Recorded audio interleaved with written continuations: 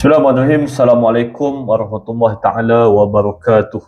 Bertemu lagi kita dalam siri yang pertama, episod pertama, podcast Sembang ke Langit bersama dengan Pemuda PAS Wilayah. Saya Abdul Razak bin Ramli selaku Ketua Penerangan Dewan Pemuda PAS Wilayah Persekutuan.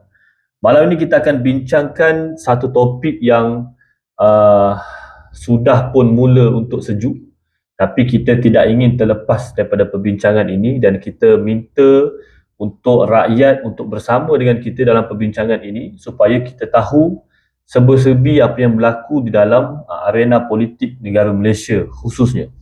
Baik, malam ni saya punya tetamu, panel kita pada malam ini, kita persilakan Tuan Aifah Zafan Baharudin bin Abdul Aziz. Apa khabar Tuan? Sihat? Alhamdulillah, terima kasih. Assalamualaikum. Alhamdulillah. Waalaikumsalam. Baik. Tuan Aifah ni, kita panggil Tuan Aifah boleh? Tuan Aifah ni merupakan Ketua Kewangan Korporat Syarikat IT yang bertapak di Petaling Jaya, dan saya kira beliau adalah seorang individu yang layak untuk bicarakan tentang topik kita pada malam ini, yang ini berkenaan dengan isu rombakan kabinet menjelang pasca PRN Sabah. Okay. So sebagai kita punya overview awal, kita nak bincang, sebelum kita mula bincang ni, kita nak tahu dulu latar belakang isu yang berlaku. Baik, untuk makluman semua penonton dan juga pendengar podcast kita pada hari ini, rombakan kabinet yang dilakukan oleh Datuk Seri Anwar Ibrahim ni adalah rombakan yang kedua pada sesi dia. Sesi beliau pada kali ini adalah pada rombakan yang kedua, di mana rombakan kabinet yang pertama berlaku pada 12 Disember 2023. Adapun rombakan kedua yang berlaku baru-baru ini adalah pada 17 Disember 2025. So basically rombakan yang beliau buat ni dia genap 2 tahun lah. Okay. So rombakan sebelum ni adalah 2 tahun yang lepas, dan kini rombakan itu telah berlaku untuk kali yang kedua pada 17 Disember 2025. Menariknya, pasca rombakan pada 12 Disember 2023 ini, untuk pengetahuan penonton, yang pertama sekali kita kena faham, pasca rombakan pada 12 Disember 2023, jumlah ahli jemaah menteri ini adalah seramai 55 orang, yakni 28 orang menteri bersama dengan 27 timbalan menteri. Kenapa tak sama 28 dengan 28? Sebab satu tu adalah dipegang oleh Datuk Seri Anwar Ibrahim lah selaku Menteri Kewangan. Kemudian itu pasca 12 Disember 2023, jumlah ahli kabinet 55 orang. Adapun pada pasca 17 Disember 2025, jumlah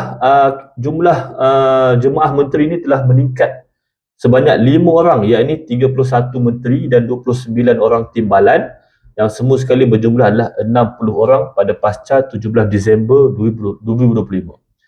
Kita tak ada masalah pun dengan jumlah ni.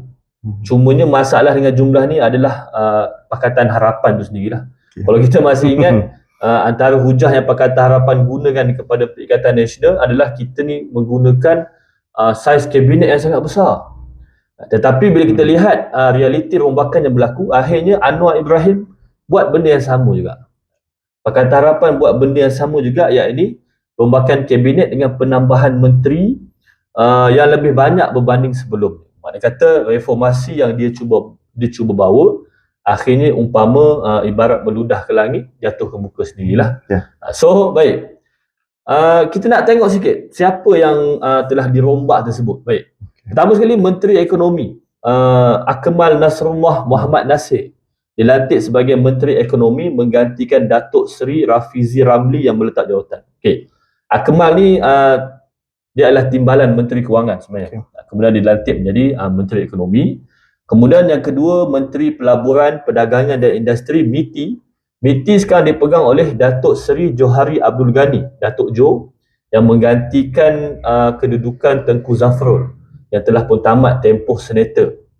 Kemudian yang ketiga, Menteri di Jabatan Perdana Menteri, yakni Wilayah Persekutuan, dipegang oleh YB Hanayoh, dilantik sebagai Menteri bagi menjaga Wilayah Persekutuan. Sebelum ini Hanayoh terlibat ataupun bertugas sebagai Menteri di Kementerian Belia dan Sukan. Kemudian dan di Kementerian Belia dan Sukan, Menteri Belia dan Sukan telah digantikan oleh Dr. Muhammad Taufik Johari. Doktor ataupun tidak? Kita boleh panggil doktor. Kita panggil YB Muhammad Taufik Johari, dilantik sebagai Menteri Belia dan Sukan, anak kepada Speaker Dewan Rakyat. Kemudian menteri yang kelima, menteri dalam Jabatan Perdana Menteri Hal Ehwal Agama. Kita boleh kata menteri agama dipegang oleh Profesor Dr. Zulkifli Hasan, yang merupakan dia menggantikan Dr. Naim Mukhtar yang merupakan menteri agama sebelum ini. Kemudian yang keenam, menteri pembangunan usahawan dan koperasi, entrepreneur dan kooperatif, Steven Sim Chi Kiong, yang merupakan menteri yang memegang portfolio tersebut. Steven Sim ni dia adalah menteri sumber manusia sebelum ni lah. Menteri sumber manusia yang diganti oleh YB Ramakrishnan yang merupakan naib pengurusi PKR yang baru dilantik, yang baru menang baru ni lah. Kemudian yang ke-8, yang tadi nombor 7, menteri sumber manusia. Yang ke-8, menteri peladangan dan komoditi, Datuk Seri Dr. Noraini Ahmad. Dia dikekalkan sebagai menteri peladangan dan komoditi. Kemudian menteri sumber asli dan kelestarian alam, Datuk Seri Arthur Joseph Kuruk, dilantik untuk memenuhi portfolio ini. Dan yang menarik juga, 2 orang menteri yang sebelum ini pegang sebagai jawatan menteri telah diturunkan dan tak ada jawatan langsung.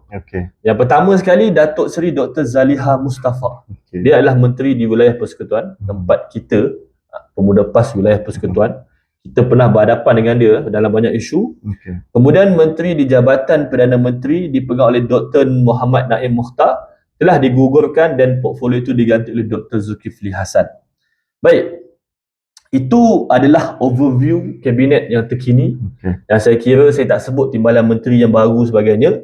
Cumanya soalan saya yang pertama kepada panel kita, selain sebab-sebab yang saya sebut atas tadi, ada pertukaran jawatan, ada yang meletakkan jawatan fokus pada ekonomi, kenapa sebenarnya PMX buat rombakan kabinet ni?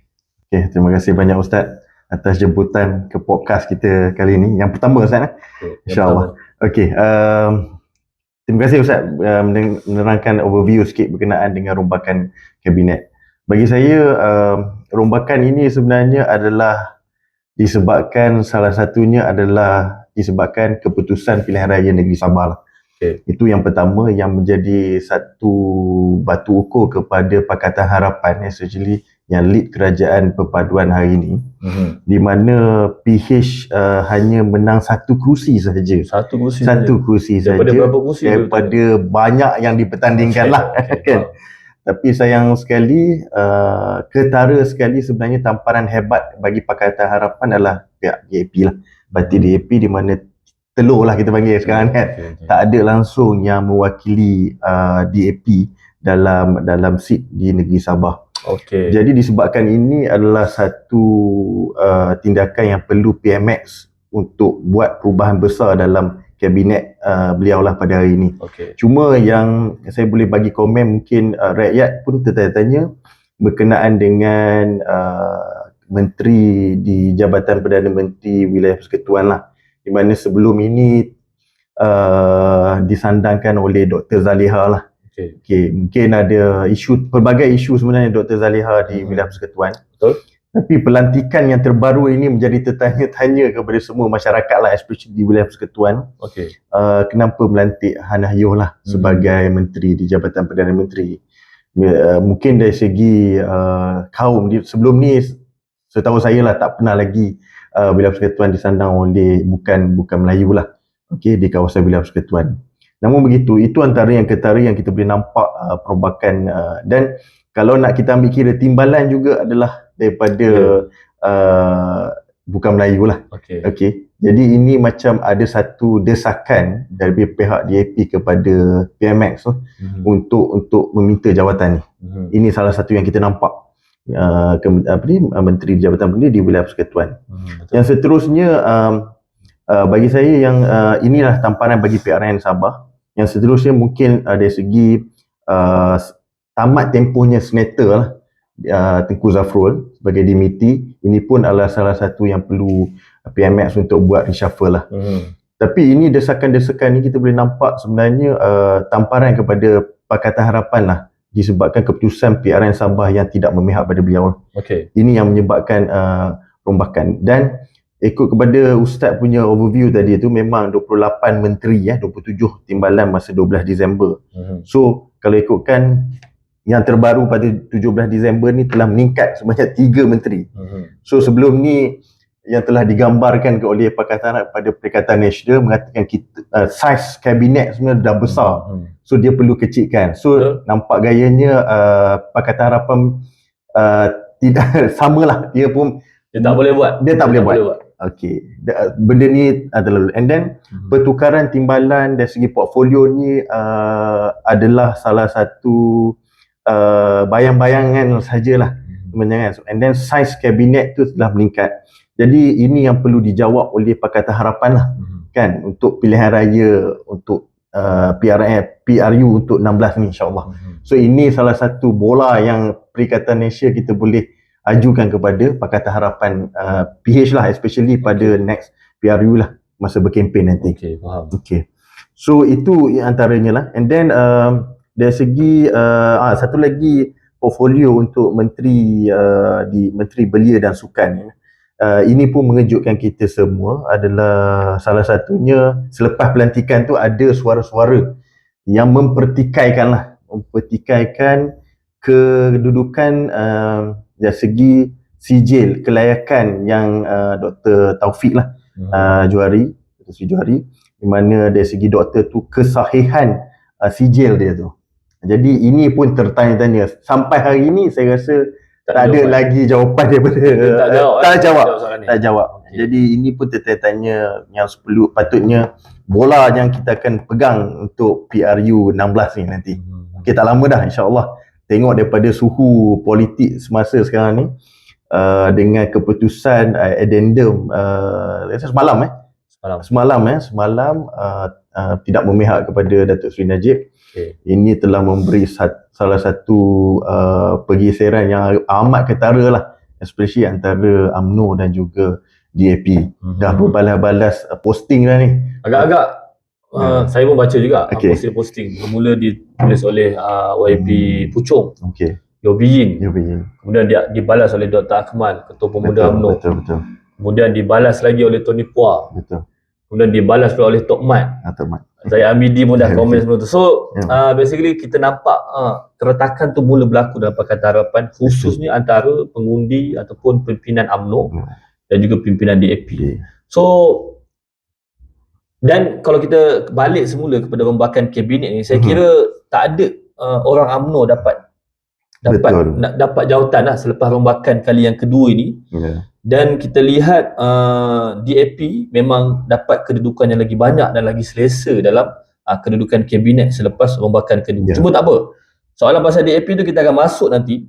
Cumanya kita nak faham dulu, rombakan ni sebenarnya dia telah memahami kehendak rakyat ataupun tidak. Sebab saya bagi beberapa sebab. Antara sebab rakyat rasa rela berlaku rombakan kabinet kerana ada beberapa orang menteri yang dilihat tidak berfungsi dengan baik. Ini saya sebut terus terang, ini rakyat punya pandangan. Antaranya adalah Menteri Pelancongan, Tiong King Sing. Dia ni adalah seorang menteri yang cakap bahasa Melayu pun tak fasih.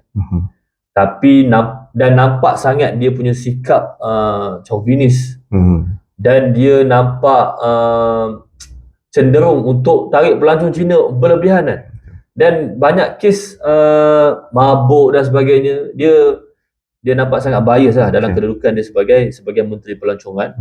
Kemudian Datuk Saifuddin Nasution, Menteri Luar Negeri, Menteri Dalam Negeri, Kementerian Dalam Negeri. Beliau juga ada banyak kes yang terpalit. Antaranya adalah kes pemalsuan dokumen yang tiba-tiba hari ini keluar statement, sebelum keluar statement tak dapat kena pasti siapa yang palsukan dokumen. Benda ni tak boleh jawab, patutnya dah boleh jawab benda ni. Kemudian Fadlina Siddiq, Menteri Pendidikan, yang dilihat sangat-sangat tidak memiliki empati kepada kedudukan ataunya kes Zahra Khairina lah yang kita lihat sebelum ni kan. So sepatutnya nama-nama yang saya sebutkan ni, diorang ni patut berubah. Diubah kepada mungkin orang lain ataupun didudukkan ke posisi lain, timbalan menteri diturunkan sebagainya. Tapi PMX tak buat macam tu. Agak-agak apa benda sebenarnya dalam kepala PMX sekarang? Okey Ustaz. Betul. Sebenarnya apa yang berlaku 2-3 tahun sebelum ni adalah sebenarnya rata-rata rakyat yang kita boleh tengok di dalam social media, suara-suara yang perlukan perubahan kepada kabinet PMX ni. Antara 3 nama yang kita Ustaz sebut tadilah, iaitu Datuk Seri Tiong King Sing, Menteri Pelancongan, seperti sedia maklum lah, pelbagai isu yang dikaitkan dengan Datuk Seri Teo Kong Seng ni berkenaan dengan cara promosi pelancongan, Betul. kan, iklan apa semua. Dan sebagai seorang menteri ketika itu, dia pun ada mempromosikan arak, okey. Itu pun bagi masyarakat Melayu dan Islam sensitif berkenaan perkara tu. Tapi namun tidak didengari oleh PMX lah. Dia tak buat apa yang rakyat nak lah. Mungkin disebabkan ni andaian, mungkin disebabkan dia lah menteri daripada Sarawak, kan. Mungkin kita nampak daripada sini. Yang kedua, dari segi Datuk Seri Saifuddin Nasution ni sebenarnya banyak isu lah untuk dari segi KDN ni. Antaranya berkenaan dengan FM tu, kelayakan pemain warisan tu, itu pun perlukan penjelasan daripada KDN lah, especially Datuk Seri Saifuddin.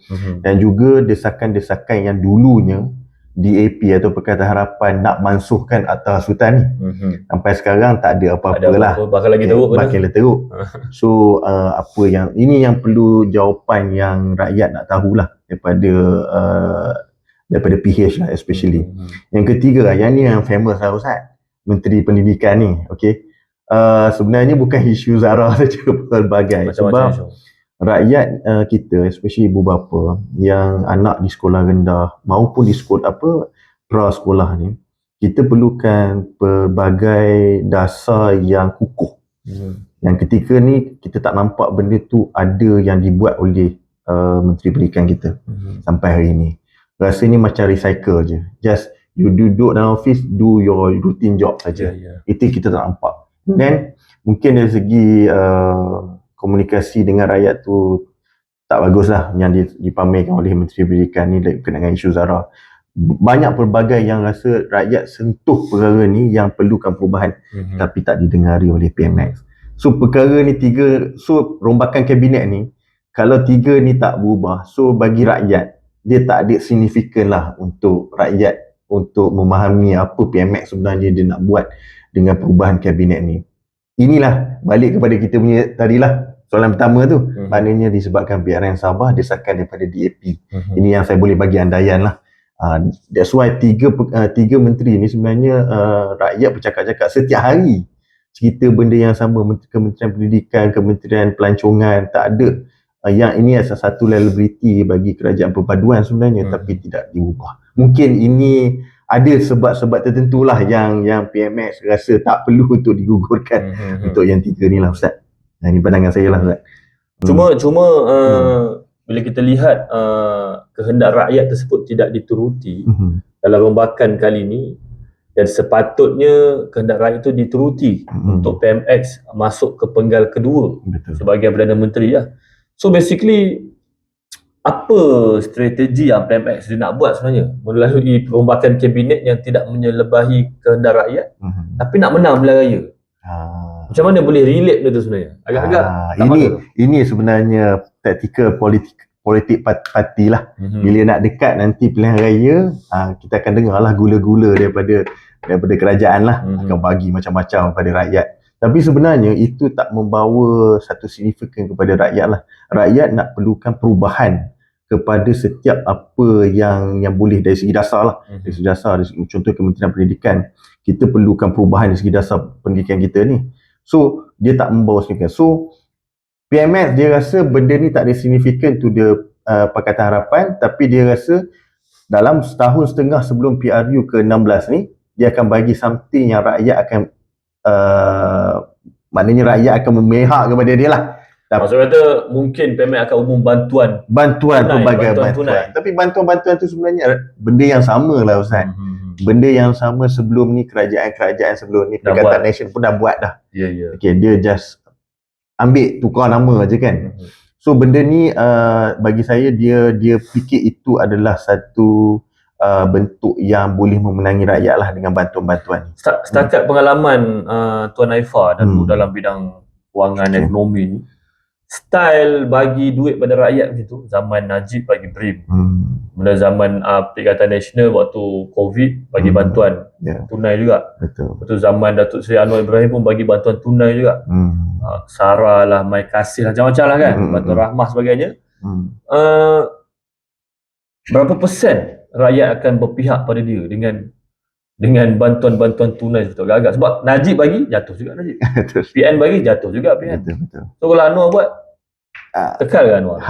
Ini persoalannya sebab itu tak membawa weightage yang berat kepada salah satu sebuah, because sebelum ni dah buat, Datuk Seri Najib dah buat, Tan Sri Muhyiddin dah buat, PMX dah buat. So benda tu tak weight kepada sebuah parti politik untuk menang PRU ke-16. So benda ni memang bantuan tunai ni dari segi ekonomi memang bagus lah. Memang bagus untuk kita bagi. Bagus direct kepada rakyat lah especially. Cuma PMX kali ni dia ada lain sikit lah dengan bantuan apa kita panggil tu, SARA tu, dia bagi direct barang-barang keperluan yang kita RM100 tu lah. Tapi benda tu dia akan dimatikan dengan isu-isu yang lain tu. Akan kelupa. RM100 tu apalah. RM100 apa sangat. Kan benda ni akan betul sebab di Malaysia lah suhu politik ni berbeza. Bila nak dekat pilihan raya nanti dia macam-macam isu. So sebagai kita lah, sebagai Perikatan Nasional, mungkin kita akan ambil isu yang sekarang ni yang hangat kabinet, mungkin adalah salah satu isu yang kita akan bawa pada kempen PRU 16 ni nanti. Yang ni yang boleh kita ketengahkan lah. Apa sebenarnya, dulu cakap macam ni, tak ambil yang ni, rupanya dia buat macam ni. Macam tu lah. Yang ni yang kita nak lah. Itu modal kita. Itu yang kita pegang. Okey, baik. Kita dah faham pasal rombakan kabinet ni, apa strategi PMX sebagainya, apa yang dia nak, dan macam mana dia boleh lupakan fokus rakyat. Nanti pun kita tahu dah agak-agak macam mana nak buat. Cumanya soalan yang lagi kritikal, yang lagi penting yang kita kena faham, kita lihat rombakan ni akhirnya dia banyak berpihak kepada DAP. Realiti ni bukannya kita je nampak orang PAS. Kita sebagai orang PAS bukan setakat kita, tapi rakyat biasa pun nampak benda ni. Orang antaranya YB Hanayo, kita boleh tengok dia daripada KBS, Kementerian Belia dan Sukan, dengan bantuan pertukan dalam RMK sekian-sekian, tapi pindah ke Kementerian Wilayah lagi banyak. Kemudian Steven Sim daripada Menteri Sumber Manusia pindah ke Menteri Keusahawanan. So lagi banyak. So dan kita lihat memang DAP walaupun dia ditolak dalam PRN Sabah, rakyat tak terima, tapi dia dapat posisi yang paling selesa, paling strategik dekat dalam rombakan kabinet sesi yang kedua. So apa cerita sebenarnya? Ini menariknya lah, balik pada cerita tadi lah, because desakan daripada DAP ini berbalik kepada PRN Sabah lah. Disebabkan keputusan PRN Sabah tidak memihak pada PH, dan dia merasakan, kalau kita tengok posting pengungsi DAP tu lah, Lim Guat Eng kan, dia kata bukan tuntutan, tapi tuntutan 10 kepada PMX. 6 bulan tu kan, ada tuntutan. Boleh cerita sikit tuntutan tu? Antara salah satunya berkenaan dengan refund SST, tax. Itu antara salah satunya. Lepas tu berkenaan dengan 40% hak Sabah. Benda tu sebenarnya adalah merasakan diorang DAP tak boleh suarakan kepada PMX. Tapi sebenarnya DAP kan dalam kerajaan kabinet PMX. So benda ni nampak macam chicken and egg lah. Dia rasa macam aku kena berpihak pada pengundi Cina ataupun pengundi dia lah, penyokong dia, untuk memastikan dia relevan lagi. That's why bila kalah je PRN Sabah tu, dia dah buat tuntutan tu. Dia buat desakan terbuka. Desakan terbuka. Tapi desakan terbuka tu bukan officially daripada DAP, daripada pengurusi DAP lah. Maknanya kita dah tahu lah, ini memang daripada DAP lah. So benda-benda ni ya menyebabkan PMX pun dah goyang sikit lah berkenaan dengan perkara ni. That's why bila sesi kedua rombakan kabinet ni memihak kepada DAP dengan tawaran-tawaran ni lah. Ustaz, beza Ustaz daripada Hanayo, YB Hanayo daripada KBS pergi Bidang Persekutuan kan, tempat yang kita boleh beritahu parlimen di wilayah Persekutuan ni dikonquer oleh DAP. Yang kita ada orang nak. And then yang kedua adalah daripada Menteri Sumber Manusia tu lah, Steven Sim, kepada KUSKOP. KUSKOP ni Ustaz, dia sebenarnya adalah memperjuangkan keusahawanan SME. Muka dia SME. Memang dulu lagi kita menteri sebelum ni adalah disandang oleh daripada Semenanjung, ada juga daripada Sabah lah, dan daripada Bumi Putra. Tapi nampak gayanya ini satu changes yang besar lah. Mungkin akan ada, inilah yang mungkin SME daripada bukan Melayu kita ni, mungkin daripada Cina untuk memohon something lah daripada Kementerian Kuskop lah yang di sana oleh Steven Sim lah. So benda-benda ni yang menjadikan DAP boleh kuat. Itulah yang tawaran yang diberikan oleh PMX, andaian saya lah. Andaian maknanya tawaran yang diberikan oleh PMX kepada DAP, okay, wilayah persekutuan jaga, KPKT you jaga, okay. Lepas tu you jaga Kuskop apa lagi you nak okay, this you pegang lah kan. Dari segi bahasa pasar ni lah. Tetapi ini sebenarnya akan jadi kelemahan juga kepada PH lah, bagi saya lah. Because kalau satu tuntutan tu, kalau Kabinet ataupun PMS Kerajaan Pemadam tidak tunaikan, ini adalah satu bola tanggung yang PH akan pegang lah. Yang kita sebagai Perikatan Nasional boleh buat satu kempen masa PRU 16 nanti ni adalah salah satu peluang lah bagi kita lah kan, untuk buat benda ni. And then yang keduanya, kalau dalam tempoh 1.5 tahun ni Ustaz, dia kalau 3 portfolio yang kita sebut tadi lah, KPKT, Wilayah Persekutuan, sebab 3 kementerian ni adalah isu-isu yang dekat dengan rakyat. Macam Wilayah Persekutuan, kita nak cerita berkenaan tanah di Kampung Baru, macam mana nak YB Hanayo akan berjuangkan perkara ni. Dan isu ni sebenarnya dia tak henti kat situ. Memang kita tahu ada kawasan-kawasan lain di perkampungan orang Cina di Wilayah Persekutuan pun ada juga isu dia. Kita nak tengok belah macam mana dia nak handle dekat Wilayah Persekutuan ni. So kita akan monitor lah setahun setengah apa yang dia orang akan buat. Termasuk juga dengan YB Steven Sim, Kuskop ni, kita nak tengok selepas ni geran-geran selepas ni dia bagi kepada siapa lah. Kita nak tengok kan benda tu adakah equally ataupun ada kelebihan kepada kepentingan penyokong dia lah. Ini yang kita nampak, dia ada mungkin kuat bagi dia, tapi akan jadi kelemahan juga pada dia, bagi Pakatan Harapan untuk next PRU ke-16 lah. So Ustaz, kita punya kerja, kita monitor lah dia orang ni dalam masa setahun setengah ni. So that kementerian-kementerian yang bagi saya sepatutnya tidak berlaku lah dalam rombakan kali ni kan. Mungkin ini desakan daripada PADP. Okay. Baik. Saya faham, saya clear sebab kita pun berada di wilayah persekutuan. Kita kenal cara kerja KPKT macam mana. Dan kita tahu besarnya kuasa di Kementerian Wilayah Persekutuan tersebut, Menteri Wilayah tersebut. Dan kita tahu betapa signifikannya kedudukan Steven Sim dalam Kuskop tu lah, Kementerian Usahawan dan juga Koperasi. So tak apa, kita biarkan dia tergantung kat sini. Kita akan bincangkan lagi topik ni dalam episod yang lain. Mungkin dengan panel-panel yang lain yang mungkin lagi dekat dengan kedudukan kementerian-kementerian tersebut. Kita akan bersama dengan mereka untuk kita tahu sebenarnya apa yang dirancang oleh PMX. Sikap PMX memberikan kuasa yang banyak kepada DAP, akhir sekali akan meranapkan sendirilah kedudukan PMX tersebut. Kita akan pantau, kita akan monitor kerja mereka ni sebelum menghadapi PRU ke-16 ni. Baik, saya kira itu sahaja kita punya topik pada malam ni. Terima kasih banyak Tuan Haifah di atas kesudian bersama dengan saya dalam podcast Sembang ke Langit. Assalamualaikum. Assalamualaikum.